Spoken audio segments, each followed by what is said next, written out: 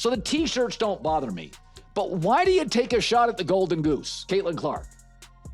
You guys were flying before she arrived on one of those airlines that made you pay for a cup of water. One of those airlines that is the planes are the color of a highlighter. Now you're just when you thought the sports media world was finally ready to embrace greatness, just when you thought they were prepared to celebrate the generational talent that is Catilin Clark without reservation, Colin Cowherd goes and drops a truth bomb that cuts through all the noise, all the political correctness, and all the carefully crafted narratives that have been protecting the real story. Fan base. These players are so damn pissed off that there's one player that has sparked all of this. Attendance, ratings, viewership, gate revenue, all this. Not only that, but they set back.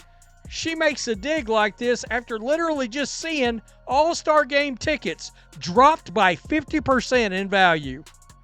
They literally went from an average walk-in price of $121 to 64 bones. $64 to get in once Catilin Clark's injury came out that she wasn't going to play. And by real story, I mean the uncomfortable reality that has been staring us all in the face for months. The WNBA, the very league that should be rolling out the red carpet for their Golden Goose, their ratings magnet, their literal salvation, has instead allowed a culture of resentment, jealousy, and yes, let's say it out loud, ethnic bias to flourish unchecked. If you're in a band and you're staying at the Motel 6 and you add a band member and now you're at the Ritz-Carlton, keep your issues to yourself. All right? You went from a Motel 6 in a sketchy part of town to a Four Seasons in the shopping district. Stop talking. I don't mind the T-shirts. I think you have leverage. I think you deserve more than 9%. But it's just misstep after misstep. It's time to grow up, girls. Like fast. Like this is the player that got you off the airline that was bright yellow. Right? She got you an upgrade to a better hotel as a band member. So I do. Colin Cowherd, the man who's been calling games and dissecting sports psychology for decades, finally said what everyone else has been too afraid to whisper. During a recent segment on The Herd, Cowherd exposed the ugly underbelly of what's really driving the hostility toward the Iowa sensation. And Colin Cowherd, he's got the biggest radio show in the country. A guy that he could lose all the bets 2 years ago. He could lose all the bets. Maybe this side of being at gunpoint 2 years ago, this man is not talking about the WNBA. But he has come out and he has talked about the fact that Catilin Clark is the one that's moving the needle. Catilin Clark has made him reevaluate the way he takes vacation during the off football. There's obviously a component here, Cowherd declared. And with those words, he opened a door that the sports establishment has been desperately trying to keep locked. This wasn't some hot take designed to generate clicks. This was a veteran broadcaster, a man who's made his career on understanding the psychology of sports, finally acknowledging what the data, the voting patterns, and the on-court behavior have been screaming for months. It's only going to get more profitable as women's basketball gets better, as the Catilin Clark momentum train gets bigger. I mean, this year she's not playing well. She's hurt. She's not there for all the games. So this is actually not as great as it could be. Like Michael Jordan, hurt year 2, next 12 years were legendary. That's what it's going to be. So I think they deserve a big raise, maybe not 50% of revenues, because NBA stars, there's a lot of them, and they move the needle. The WNBA stars, well, there's one that... The evidence? It's overwhelming and damning. When WNBA players were asked to vote for All-Star guards, they ranked Catilin Clark, the woman who single-handedly transformed their league from an afterthought into appointment television, as the 9th best guard in the entire league. 9th. Not 2nd, not 3rd, but 9th behind players who couldn't draw flies to a picnic if their careers depended on it. So crazy. And part of this is their way to like I said, middle finger Catilin Clark supporters and her fans. And I mean, sometimes I wonder, are they hoping for the soundbite? I don't get it. but it makes them look absolutely terrible. They thought they were going to come into the league and capture everybody's imagination, and I was a hot shot coming in from college. Watch me, the ratings are about to take off. A'ja Wilson walked in, and it wasn't even a bleep on the radar. If you are enjoying, please subscribe. Think about that for a moment. The fans, the people who actually pay money to watch these games, voted Clark first among all guards with a record-breaking 1.3 million votes. The media, the professionals whose job it is to objectively evaluate talent, voted her third. But her own peers, the women who share locker rooms and practice facilities with her, decided there were 8 guards more deserving of recognition than the player who broke viewership records, sold out arenas, and secured private jets for the entire league. The pettiness has no bounds, Cowherd observed. And he's absolutely right. But this isn't just pettiness. It's something far more insidious. When you look at the pattern of behavior, the targeting, the physical play, and now the voting results, a picture emerges that's impossible to ignore. Caitlin Clark finished 9th in player voting. In fact, she finished behind one of her own teammates in player voting for the All-Star game. The pettiness has no bounds. But it's interesting, for years, the WNBA players were pointing fingers. They were saying people are sexist, the media is sexist, we're not being promoted, we're underappreciated. And then they get the Golden Goose, and they don't like what it looks like. Caitlin Clark entered this season with something unprecedented in her basketball career, a clean injury report. Throughout 4 years at Iowa, playing 139 consecutive games, and an entire rookie WNBA season appearing in all 42 games, including playoffs, Clark had been the picture of durability and health. She was quite literally injury-free, an iron woman who could handle the rigors of elite basketball without breaking down. Then came her second WNBA season, and suddenly, the woman who had never missed a game due to injury in her entire career has been sidelined 10 times. 3 separate injuries, a left quad strain, a left groin injury, and a right groin injury, have turned basketball's most durable star into a fragile patient spending more time in medical facilities than on basketball courts. And that's what we was saying, like, y'all don't think, like, all that hacking her and fouling her nonstop, all, like, y'all should have just, like, y'all, like, it wasn't smart for it. Like, y'all have the negotiations now. Like, y'all are negotiating now. Why would y'all want her to be out and it reflecting the numbers? Like, why would... This dramatic shift from historically injury-free to constantly sidelined isn't happening in a vacuum. It's occurring in a league where opposing players have admitted they approach Clark differently than any other player. As one analyst noted, A'ja Wilson right now is not getting picked up full court. They treat Caitlin Clark different. They approach Caitlin Clark different. Caitlin Clark for 2 years straight in the WNBA has been picked up from full court, and she has been treated different. The physicality to her has been different. The targeting is so obvious that legendary UConn coach Gino Auriemma felt compelled to speak out, stating unequivocally that Clark is being targeted with physical play that goes beyond normal rookie treatment. I don't remember when Larry Bird and Magic Johnson came in the league and elevated the NBA, them getting targeted and getting beat up just because of who they were and the attention they were getting.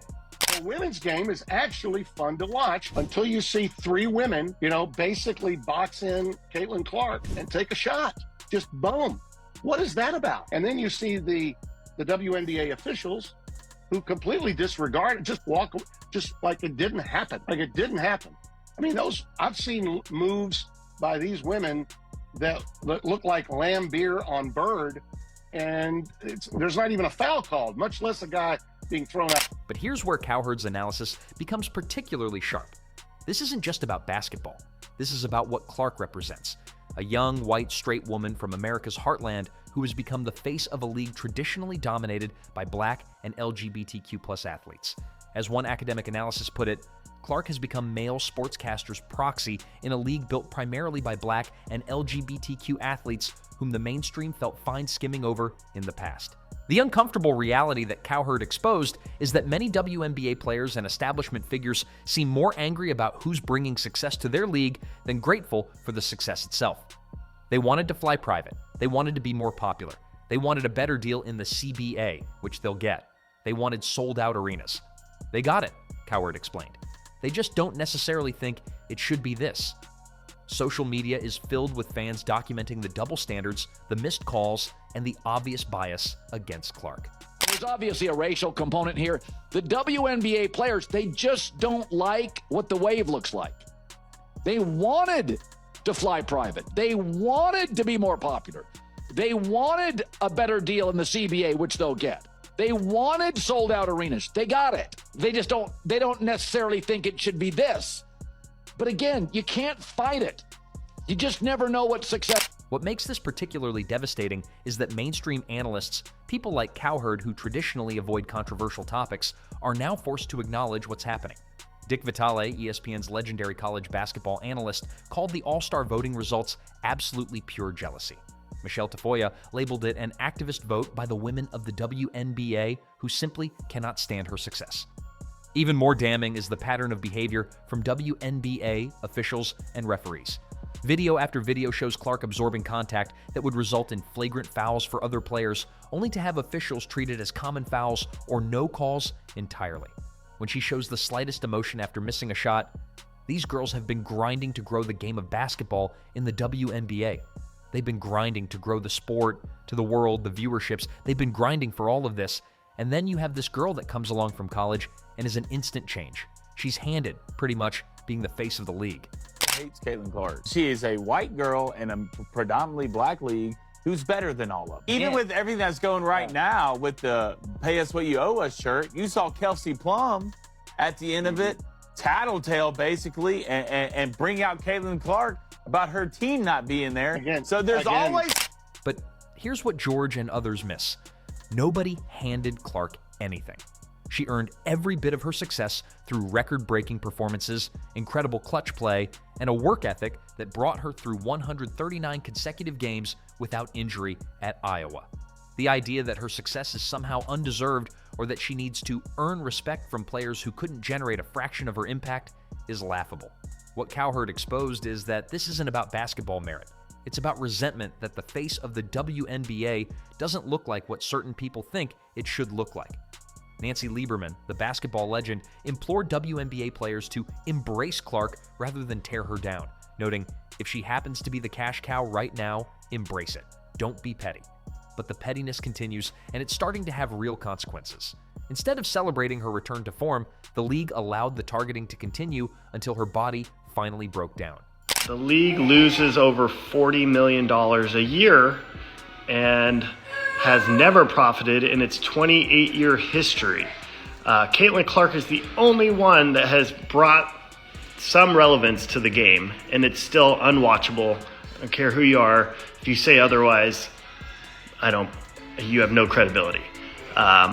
This is more like a rec league. They should be paying $100 per person. The only difference with their rec league is we are forced to watch it and hear about it on news media outlets all the time. The most infuriating part is that the WNBA's own commissioner, Kathy Engelbert, continues to downplay the obvious targeting, suggesting that criticism of the physical play is just fans looking for the outcome they want. This is the same commissioner who has watched her league's biggest star go from historically injury-free to constantly sidelined while opposing players admit they treat her differently than anyone else. As Cowherd noted, this is the league's Golden Goose, and they're systematically allowing her to be brutalized.